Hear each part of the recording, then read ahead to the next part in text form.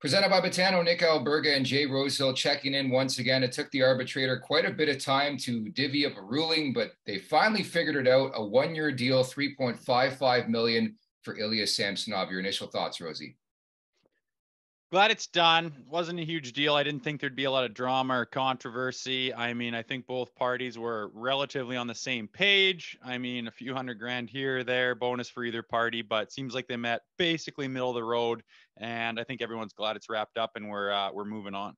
Yeah, so Samsonov filed at 4.9, if we recall, and 2.4 for the Maple Leafs. So effectively, I guess you can call it a win for the Leafs, but you mentioned 100K here or there. Doesn't really matter in the grand scheme of things. But the interesting part about it is sort of the backlash, if you want to call it that, from the last couple of days of this actually getting to arbitration. Again, you played in the league. You talked about this last time we spoke about it getting in front of an arbitrator and potentially could get hairy. And there's a lot of people out there, prominent names in the media, that said this is the worst case scenario, that it got to arbitration. And a lot of people feel like Ilya Samsonov's days are numbered with the Maple Leafs, if you can believe it.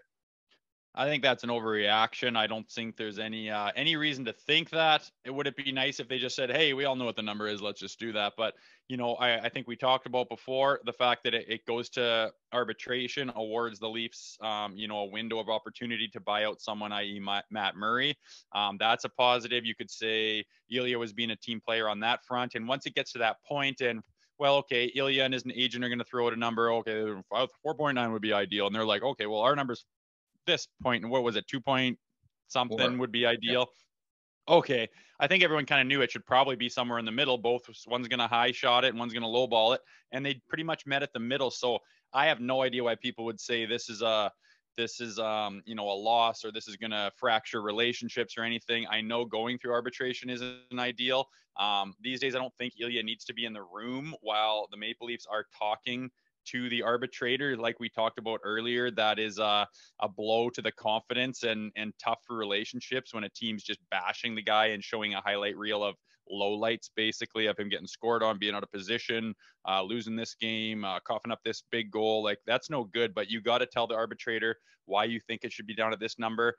And obviously, I imagine Ilya would be sitting in there when they're showing his highlights and all his huge saves and crucial times in the game where he stood on his head and saved the game and won the game, blah, blah, blah. So bottom line, it's done. They got it signed. It's at a number everyone can deal with.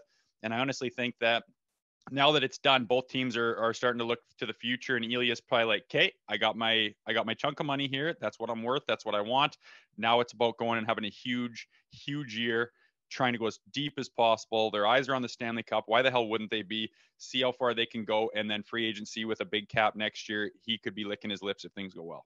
I was just laughing because right away, so he signs the deal, or he's awarded the deal, and then on Instagram he puts out a post like pretty much reiterating how happy he is to be a Leaf. Like, he had the Leafs background and the Rogers Center and the CN Tower, like. And all these people have been saying for the last week how, that the writing's on the wall, like they're going to piss him off now. I understand sort of why people felt that way, but to that point, I think Ilya Samsonov's a bit different, man. Like, just remember some of his quotes during the year. Like, I think he's a bit different. He's a goalie. I don't think he really gives a shit if somebody ripped on him. He's a goalie. He's a different cat. I don't think he thinks the way traditional people do, but when people in that market, we know how big it is. We know how passionate it is. They're going to sit there and they're going to dissect it to the end of the earth and figure out a way why this could be, the Stanley Cup winning move, or it could be absolute destruction. You're going to find all of that in this market. As we know, at the end of the day, I think anything that makes this seem like it's a big deal in one way or the other is just overblown. So again, proof's in the pudding. Ilya puts out a positive Instagram post, pro Toronto, pro Leafs. I'm excited. I got my bag. Let's roll. We're ready to go. I think he's pumped and looking to the future. And like you said, all his interviews and everything, you love this guy. He doesn't seem easily rattled, and he doesn't seem like he gets into the swamp with all that shit very deep at all. Now, I'll say the worrisome part is that they're walking him right to unrestricted free agency. So I think if it gets to that point, they're going to be contending with other teams. But I think you're right. And we've been saying this for the last couple of weeks. The Leafs wanted another look at him to make sure he's the real deal before committing. I'm sure they've had that conversation behind the scenes. Hey, prove it to us again, and we'll happily pay you. And I think we're not really at a point where I think you have to factor in July 1st, 2024, when effectively he would become an unrestricted free agent. But certainly, I think from the Leafs mentality, I think the first half of the season is going to be so pivotal, because if he plays the same way, I think as soon as you can, you start talking about a long-term deal, no? I think so. I think winning solves all problems. If he's Yeah. standing on his head and he's like, "Hey, I've been here what, a year and a half. There's no better prospects out there to go to a goaltender. There's no reason why you don't want to, put your eggs in my basket. I'm going to be your goalie. I want to be here. I'm proving that over an extended period of time now. Let's rock and roll. Lock me up long term." That's best case scenario.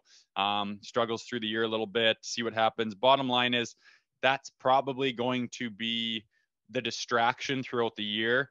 If we start crossing over Christmas and things are going Yeah. good and they're in the hunt for their division and he's playing solid, numbers are good, like they're going to blow, the lid off of that going, well, should he be locked up? How many years do you line him? We're going to lose him to free agency. Oh my God. It's going to be that show. And that Yeah. could end up being a distraction to everybody, including Ilya, potentially. But the market, that's what's going to happen. That's what they're going to talk about. And honestly, if you're winning and you're doing well and they lock him down, best case scenario. If you're not doing perfect at the end of the day, that's fine. Let's, leave it till the end of the year, see what happens. But at the end of the day, winning solves all problems, whether they get it done during the season, where they lock them down after the playoffs, after whatever happens. It's all good. As long as you're winning, as long as it's solid, they're going to come to an agreement. It's going to work itself out. But bottom line is, all anyone needs to worry about from this point forward is winning. Yep, and the fair value is there, I think, with the 1-year deal at 3.55, and undoubtedly the scene and now the focus now shifts to Matt Murray to see what happens with that situation. For Jay Rosehill, I'm Nick Alberga. Don't forget to subscribe to our YouTube page at the Leafs Nation 401.